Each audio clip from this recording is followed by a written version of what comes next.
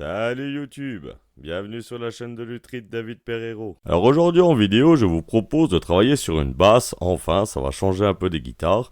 Donc c'est une basse de forme Precision Bass, donc ce n'est pas une Fender, c'est une Hondo 2 en l'occurrence. Donc c'est une japonaise et on me l'a amenée car c'est un guitariste qui décide de se mettre à la basse.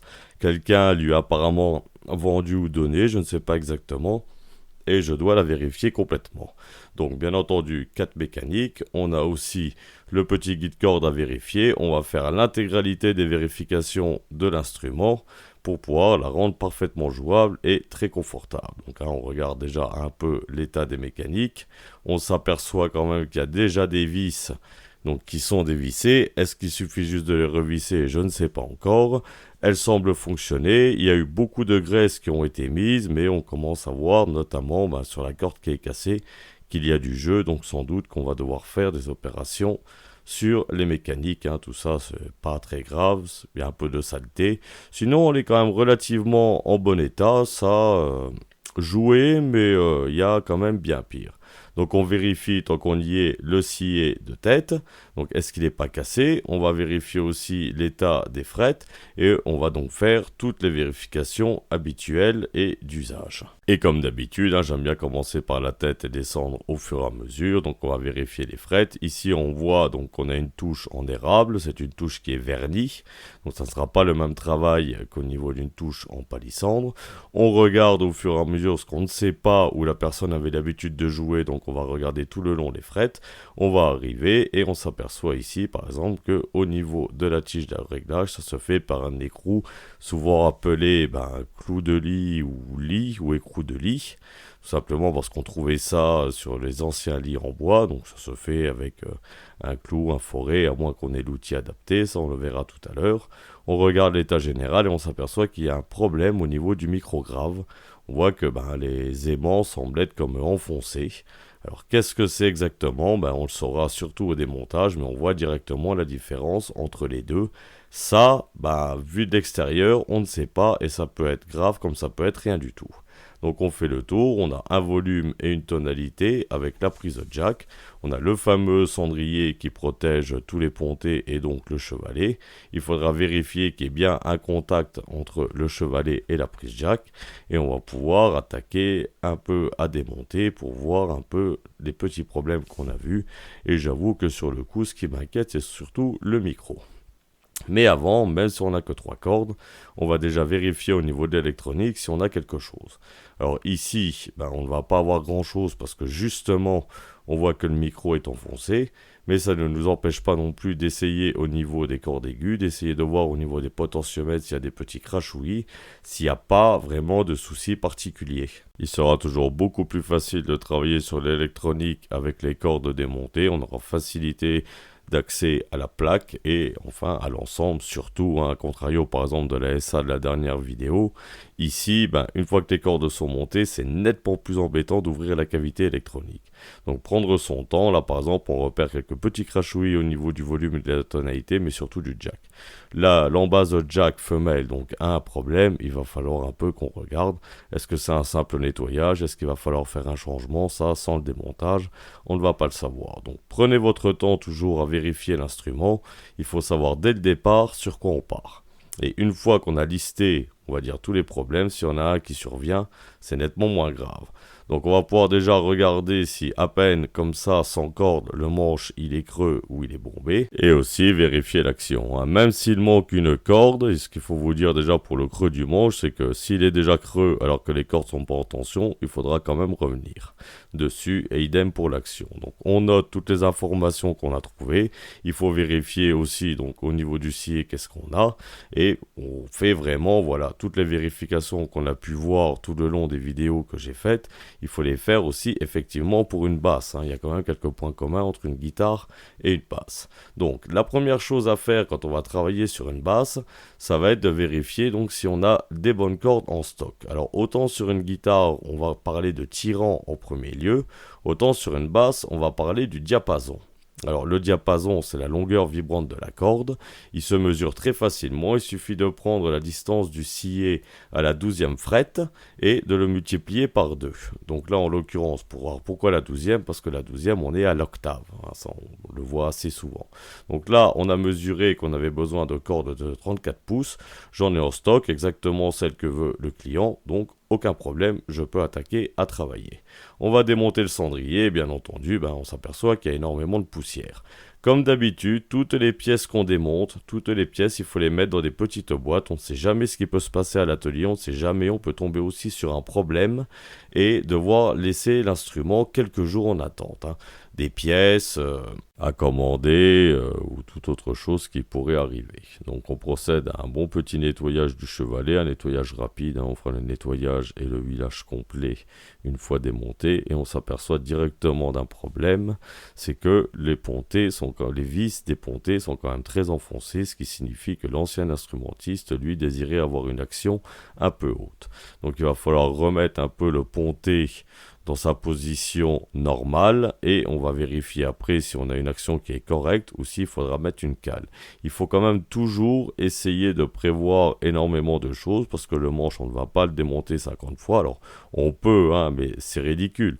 Si on prend toutes les mesures correctement et toutes les vérifications correctes avant, il n'y aura aucun problème. En tout cas, on aura énormément réduit les problèmes. Là, j'ai décidé de revisser un peu les vis parce qu'elles sont toujours un peu propres dans ce qu'il y a dans le taraudage, mais pas forcément en dessous. Je mets un peu d'huile et je vais remettre le ponté dans sa bonne position. Alors, sa bonne position en hauteur et bien entendu, le ponté, lui, doit être parallèle au-dessous du chevalet. Là, il est bien mis en parallèle. Est-ce qu'on doit mettre une cale ou pas? Là, maintenant, on va mesurer l'action. Donc, l'action, toujours, moi, je me base sur la corde la plus aiguë, en l'occurrence sur une basse, c'est celle de sol. Je vais prendre et faire une mesure et ensuite on verra si on doit corriger.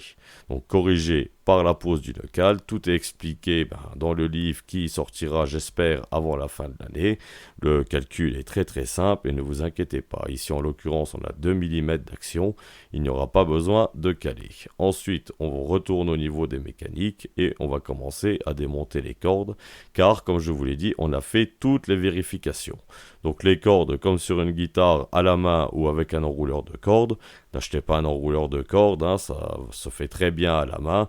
Préférez plutôt pour une bonne pince coupante, par exemple pour les cordes de basse, ça sera plus intéressant.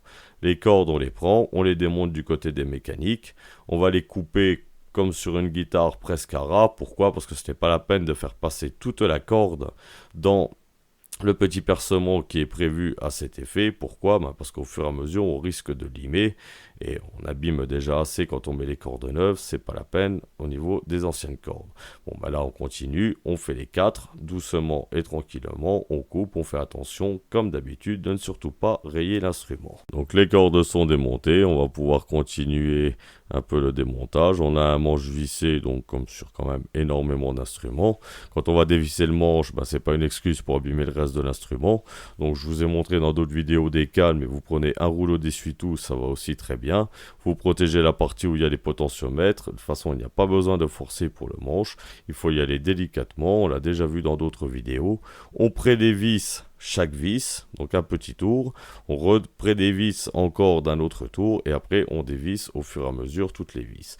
Pour la dernière vis, on tient bien le manche, donc là en l'occurrence je le fais avec la main, on enlève la vis complètement et on vérifie, et comme je vous l'ai déjà dit, plus l'instrument est ancien, plus il faut vérifier, parce que parfois, à certaines époques, il y a eu des vernis qui ne séchaient pas non plus aussi vite que maintenant, donc il peut y avoir des manches en fait qui ont été collées par le vernis, donc on fait attention, on retourne délicatement et on regarde si on ne va rien abîmer. Là on voit que le manche bouge déjà un peu, on observe vraiment bien et on s'aperçoit aucun problème, on arrive à le démonter facilement. Il n'y a pas de cale non plus en dessous du manche, ça c'est très important de vérifier. Et on voit que, un peu comme sur les guitares de l'époque, on voit ça aussi sur des arias, on a un corps en contreplaqué. Donc là on va pouvoir travailler séparément sur le manche et sur le corps. Les vis, la plaque, tout ce qu'on démonte, j'insiste encore une fois, mais vous ne pouvez pas vous imaginer que parfois on m'amène des guitares en puzzle où la moitié des vis sont perdues. Donc on met tout bien dans des petites boîtes, il n'y a aucun problème. On prend des photos si on a un doute sur ce qu'on a démonté, où les vis elles vont, et nous on va pouvoir continuer notre démontage et on va continuer avec le chevalet. Donc le chevalet c'est exactement la même opération, il y a toujours des vis de fixation, ici en l'occurrence il y en a 4. On va prédévisser un tout petit peu chaque vis avant de le démonter, en les mettant toujours dans la petite boîte. On va lever et on va regarder parce qu'il y a le fil de mise à la masse du chevalet. Donc il fait juste contact en étant posé dessus, mais ça se peut qu'il ait été collé, donc ne surtout pas l'arracher. Tout dans une petite boîte, très important, j'insiste, je sais à chaque fois et je deviens lourd, mais là au moins on ne perd rien. Alors on va continuer avec la plaque. Alors pourquoi je ne commence absolument rien à nettoyer? Parce que je veux absolument démonter la plaque pour voir le problème qu'il y a au niveau du micro. Parce que comme je vous ai dit, ça peut être rien du tout, comme ça peut être quelque chose de plus important. Donc on soulève la plaque, on met un chiffon toujours pour protéger l'instrument. On n'est pas là pour abîmer l'instrument, je le rappelle encore une fois. Et on va démonter notre fameux micro grave et voir ce qui se passe en dessous. Alors le démontage de ces micros, ils ne sont pas fixés sur la plaque, comme on a pu le voir, ils sont tout simplement vissés directement dans le corps de l'instrument. Donc on va prendre un tournevis Philips, en l'occurrence toujours Philips sur les guitares. On va démonter doucement et toujours petit à petit. Alors en dessous il y a des ressorts pour que les micros montent, il faudra aussi vérifier donc l'état des ressorts. On dévisse et on va pouvoir observer qu'est-ce qui se passe en dessous et toujours en rangeant les pièces. Je sais, j'insiste, mais j'en ai encore eu une dernière fois qui était un vrai puzzle et il m'a fallu plus de 2 heures pour pouvoir commander les pièces, en fait 2 heures pour en tout les trouver et les commander.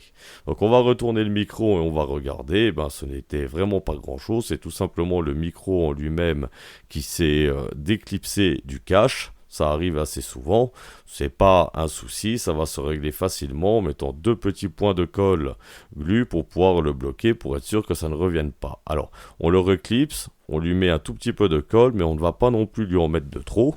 On va pas en mettre un paquet phénoménal parce que déjà ça ne sert à rien, parce que ça tiendra très bien avec 2 petits points, mais surtout il faut penser à la personne qui risque de venir derrière. Si un jour il y a un autre problème sur le micro, si la personne commence à être obligée de tout casser pour accéder au micro, c'est pas une bonne idée. Alors là, on peut parfaitement rester comme ça et laisser sécher. S'il avait fallu par contre démonter les micros pour faire d'autres opérations, il aurait fallu repérer le grave de l'aigu. On peut se baser sur le code couleur, mais suivant l'instrument que l'on a, on ne saura pas le code couleur exact des micros. Donc vous marquez sur le micro par exemple grave et l'autre aigu, il n'y a pas de problème. Le corps pour l'instant, on a fini, on a vu ce qui nous occupait principalement. On va pouvoir regarder le manche et donc en commençant par nos fameuses mécaniques. On toujours essayer de travailler propre et large, essayer d'avoir un peu plusieurs emplacements pour pouvoir mettre toutes vos pièces, ainsi ça ne traînera pas sur un petit établi. Moi par exemple personnellement à chaque guitare j'ai donc ce plan de travail, j'en ai 2 autres pour les instruments et j'ai l'établi à côté pour me permettre de faire tous les travaux dessus. Donc les vis en premier lieu, on a vu qu'il y avait énormément de jeux, on va voir toutes celles qu'on peut revisser. Est-ce qu'il y en a qui tournent dans le vide ou est-ce qu'il y en a qu'on peut tout simplement serrer? Donc c'est pas la peine de serrer trop fort parce que les vis elles sont petites et elles risquent de casser. Là on s'aperçoit qu'il y a beaucoup de vis qui tournent dans le vide. On va se faire un crowbar qui représente plus ou moins l'emplacement des vis et on va commencer à repérer au fur et à mesure toutes celles qui ne veulent pas être vissées, toutes celles sur lesquelles il faudra travailler. Comme d'habitude, on démonte au fur et à mesure et on garde bien toutes les pièces. Donc là, on a repéré, on va pouvoir démonter les mécaniques et commencer la réparation. Donc la réparation, elle n'est pas très compliquée, mais c'est une organisation à avoir en premier lieu. L'organisation, c'est de démonter les mécaniques et de les garder aussi dans l'ordre. Comme ça, au moins, au remontage, on n'a aucune difficulté, on les reprend en l'ordre inverse et on procède au remontage. Donc la réparation, on l'a déjà vu sur la Framus, à contrario de cette dernière, on peut se servir de cure-dents, donc des cure-dents pourquoi? Parce que c'est en hêtre et en bambou, et surtout pas d'allumettes parce que c'est du peuplier, un bois beaucoup plus tendre. Donc au fur et à mesure, on va boucher tous les trous qu'on avait repérés sur notre petite liste, et ça se fait quand même très bien, un peu de colle vinylique, un peu une tenaille. Alors au niveau niveau de si vous devez le faire et si vous n'êtes pas forcément équipé ou si vous n'avez pas l'habitude, je suis pas non plus trop pour cette méthode parce qu'il va falloir araser à la fin. Et ça, je vais vous le montrer tout à l'heure. Donc je profite un peu de cette réparation pour dire merci à tous ceux qui se sont abonnés, merci à tous ceux qui ont mis des commentaires, c'est bien, c'est très bien aussi pour faire connaître la chaîne, parce que c'est toujours sympathique aussi pour moi de me dire que je fais ce travail et que ça vous plaît. Donc je vous disais, au niveau des arasements, ça peut être quand même assez dangereux de travailler avec une lame, il faut faire attention aussi de ne pas rayer l'instrument. Ce que vous pouvez faire, c'est vous enfoncer donc un tout petit peu le cure-dent à la main, vous le coupez, vous finissez de l'enfoncer au marteau ou avec un petit chasse-goupille. Il sera légèrement en dessous du bois, ça ne fera pas aussi propre, mais la fonctionnalité sera identique, ça marchera très bien. Donc on a fait le manche, on va le laisser tranquillement sécher la colle. Donc la colle, ça dépend de celle que vous allez prendre, c'est-à-dire qu'une vinylique, ça peut aller d'un quart d'heure, par exemple pour les ultra rapides, à 2 à 3 heures. Laissez sécher tant que vous avez le temps, de toute façon il y a du travail à faire sur le reste. L'organisation du travail, c'est aussi se dire je vais avoir un temps de séchage, je laisse passer. Donc on vérifie les mécaniques aussi comme d'habitude, là c'est pas des mécaniques dites à bain d'huile, donc on peut resserrer les vis et on va toujours se servir de notre fameux vinaigre et on va y aller, vinaigre, brosse à dents, très bon dégraissant, ça prend du temps, je ne vous le cache pas, mais avec toute la graisse qu'il y a eu dessus, ça avait légèrement jauni et on avait même perdu à certains endroits l'aspect chrome. Là on va pouvoir vraiment bien nettoyer, on voit déjà que rien qu'un peu de vinaigre, on récupère déjà du brillant simplement à la brosse à dents. On va bien aller dans les engrenages, on va aller bien de partout, on va faire tourner aussi la mécanique sur elle-même pour bien gratter tout autour. À chaque fois et à chaque mécanique c'est exactement la même chose, on arrive, on resserre un peu la vis au besoin, pas trop dur non plus, on nettoie au vinaigre et après on les laisse sécher en les nettoyant au chiffon. Toutes les mécaniques sont faites, on va pouvoir passer à la suite.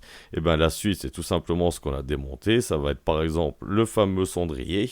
Donc le cendrier, même opération, on met du vinaigre, s'il y a beaucoup de saleté dessus, on va laisser agir, sinon vinaigre, on brosse, chiffon, on reprend au vinaigre s'il y a besoin et on regarde si on a bien récupéré le chrome. Là en l'occurrence, j'ai décidé de le laisser un peu sécher, je vais en profiter pour faire un peu la plaque de fixation du manche. La particularité c'est qu'il y a un autocollant qui est déjà légèrement abîmé, on n'est pas là pour l'abîmer plus, donc on va vraiment aller autour, que ce soit à la brosse à dents ou au chiffon. Le but, c'est vaut mieux laisser quand même 1 ou 2 mm de saleté autour de la plaque plutôt que d'arracher l'autocollant. Si le client veut lui enlever l'autocollant, c'est son problème, mais vous n'êtes pas là pour l'arracher. Donc la plaque, on a laissé le cendrier, excusez-moi, on a laissé le vinaigre agir, on reprend un peu les petites infructuosités qu'il peut y avoir et on finit au chiffon, toutes les pièces sont nettoyées. Alors moi, je vous l'ai déjà dit, je n'aime pas nettoyer les pièces au fur et à mesure, je préfère nettoyer toutes les pièces vraiment d'un coup et me retrouver au montage, ne plus rien avoir à nettoyer. Donc là, la suite, c'est le chevalet. Par rapport, par exemple, à la vidéo que j'ai fait sur le SAT Pro, là, on est quand même plutôt sur quelque chose d'assez tranquille. Donc, on a dévissé tous les pontés, on a dévissé toutes les vis, on a entièrement nettoyé et là, on remonte. Alors, on remonte toutes les vis avec de l'huile, comme d'habitude. On n'hésite pas, une huile fine de mécanique, c'est de l'huile de vaseline et on va visser les pontés. Alors, les pontés, on va dire, il faut essayer de les visser pratiquement au maximum, et ça je vous l'expliquais dans le livre pourquoi. Ensuite, on va commencer à regarder au niveau de la tige de réglage, donc comment on va pouvoir la travailler et est-ce qu'il n'y a pas de souci. Là en l'occurrence, je vous l'ai dit, c'est du type vis de lit. Le plus simple souvent, c'est de prendre un forêt. Alors pourquoi un forêt? Parce qu'on aura toujours des tailles en diamètre par pas de 0,5 mm, donc on trouvera toujours la bonne taille. Alors on fouille, soit vous avez une boîte, n'allez pas forcément acheter un forêt, vous pouvez le faire aussi avec un tournevis, parfois avec des pointes. Moi j'aime bien le faire au forêt parce que j'ai énormément de forêts en stock. Donc on essaye de la dévisser pour pouvoir lui faire l'entretien comme on a fait aussi également sur la Framus, et là il y a un problème, c'est que l'écrou est bloqué. Alors l'écrou est bloqué, comme je vous ai dit, si vous tombez là-dessus, ne vous aventurez pas, emmenez-là un professionnel. Qu'est-ce qu'on peut faire? Ben là, par exemple, on va y mettre du dégrippant. Alors, le dégrippant, j'en ai pris un de base qui est un WD-40, qui est un grand public que vous aurez souvent à la maison. En l'occurrence, là, l'écrou était bien bloqué et j'ai réessayé avec un autre dégrippant qui était beaucoup plus fort. Et l'un comme l'autre, je les ai bien laissés agir. Donc, pendant que ça agit, on peut quand même continuer à faire du travail. Et là, en l'occurrence, on va nettoyer le manche. Le nettoyage du manche, toujours au vinaigre, puisque de toute façon on fait les vernis des instruments au vinaigre, on peut aussi nettoyer la touche au vinaigre. On en profite pour regarder s'il n'y a pas de souci. On va passer un bon coup de chiffon dessus et on voit qu'on a déjà récupéré énormément de brillance.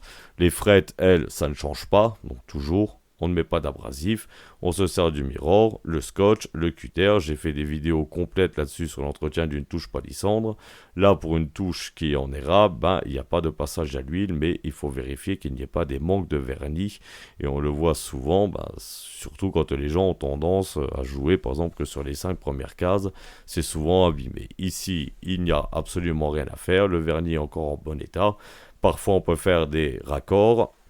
Et souvent, on reprend tout à zéro quand on va faire un refrétage. Donc, on continue notre nettoyage complet de la tête. Donc, on a vu qu'il y avait des saletés. Ben, il va falloir y aller un peu avec de l'huile de coude, mais surtout du vinaigre. Donc, on y va, on a tout nettoyé. On va laisser continuer à agir le dégrippant et on va procéder au remontage de nos mécaniques. Le temps s'est écoulé. On récupère toujours nos petites vis et on va commencer à remonter les mécaniques par toutes les vis où il n'y avait pas de problème, c'est-à-dire partout là où on n'a pas rebouché. Pourquoi? Parce que ça va nous permettre de placer là et les mécaniques aux bons emplacements. Donc on met les vis, sur la première par exemple il n'y en avait qu'une seule, qu'on avait dû réparer. On monte toutes les mécaniques, là en l'occurrence les 3 premières. Pourquoi je ne monte pas la 4e? Parce que la 4e a été entièrement rebouchée. Après, je prends ma perceuse, un forêt qui est adapté en diamètre par rapport aux vis de mécanique et je vais faire les percements. Donc on y va doucement, on repère bien la longueur de la vis ou en tout cas l'épaisseur maximum de la tête où on peut aller. Il faut vraiment y aller doucement et sûrement pour éviter de traverser. Ça serait quand même la pire des choses pour une petite vis de rien du tout de traverser. Donc on monte notre forêt, on repère notre longueur. Alors vous avez plusieurs options. Moi, suivant la vis et suivant la mécanique, soit je mets un bout de ruban adhésif, soit je fais sortir le forêt vraiment du minimum. C'est à vous à voir de quelle manière vous vous sentez le plus à l'aise. Je vous conseille quand même d'opter pour un morceau de ruban adhésif, du ruban adhésif on va dire même de type de bureau, pas forcément comme ici un ruban adhésif papier. On le voit, on s'est prévu une petite marge entre l'épaisseur du manche et la longueur de la vis. Il suffit d'y aller doucement et il n'y aura vraiment aucun problème. Donc on va percer nos 3 premières mécaniques, donc partout là où il manque des vis, tout simplement, et on va mettre les vis toujours, on remonte les vis aussi avec de l'huile, c'est pas parce que c'est du bois qu'il n'y a pas besoin de mettre d'huile, ça ne fait pas de mal, ça permet de visser plus facilement et ça tient tout aussi bien. Donc là, on a fini les 3 premières mécaniques, la 4e mécanique, il va falloir donc la mettre à peu près là où on a percé, mais on risque toujours d'avoir un petit décalage, donc on va prendre un réglé, et on va tout simplement bien le positionner en longueur par rapport aux autres. Donc je profite un peu qu'on est quand même presque aux 2/3 de la vidéo pour vous rappeler que mon livre va bientôt, j'espère, sortir. Ça sera le nouveau guide pratique d'entretien guitare et basse. Ça sera dans la collection Le Nouveau où il y a déjà 2 ouvrages. Ce sont des dictionnaires d'accords. Le dictionnaire d'accords de guitare, il y a une nouvelle version qui vient de sortir là au début de l'année, puisque il est écrit par le directeur de la collection que je connais et qui me l'a montré, qui est vraiment bien, petite copinage au passage. Il y a le dictionnaire d'accords de piano qui a été écrit aussi par lui et par une pianiste. Et si vous jouez d'un de ces 2 instruments et que vous avez besoin d'un dictionnaire d'accords qui va aussi parler de gamme, de construction et ainsi de suite, c'est un bon choix. Donc le percement, on voit qu'on a percé une fois, on a mis une vis, on a bien repéré qu'on était en bonne position et on va percer toutes les autres vis, et donc les 3 dernières, et on va les mettre en place toujours avec de l'huile. Alors il faut faire très attention aux vis de mécanique parce qu'elles sont quand même assez petites en diamètre. Suivant la marque en plus, et même quand même d'une manière générale, elles sont quand même pas en très bonne qualité. Donc vous imaginez pas que vous allez pouvoir serrer comme c'est pas permis. Alors on revient à notre écrou de tige de réglage et là il y a un problème, ça ne veut vraiment pas. Donc j'opte pour la manière un peu forte. Donc ne jamais, je vous ai déjà dit, forcer. Jamais, il vaut mieux toujours y aller par petits à-coups. Mais je vous déconseille fortement de le faire, vous l'emmenez à un professionnel parce que là c'est un exemple et ça ne marchera pas à tous les coups et vous pouvez tout casser ou abîmer le filetage. Donc faites très attention, voilà, je me permets quand même de le rappeler, c'est vraiment donné à titre d'exemple. C'est pas quelque chose vraiment à essayer à la maison. Vous l'amenez, on est professionnel, on sait très bien faire et on sait très bien regarder. Donc là en l'occurrence j'ai démonté l'écrou et j'ai fait le remontage avec une bonne huile et on va se retrouver dans une prochaine vidéo. On va voir le remontage complet et qu'on n'en aura pas fini avec la tige de réglage parce qu'on va être obligé de la précontraindre. Donc je vous dis je pense à dans quelques jours.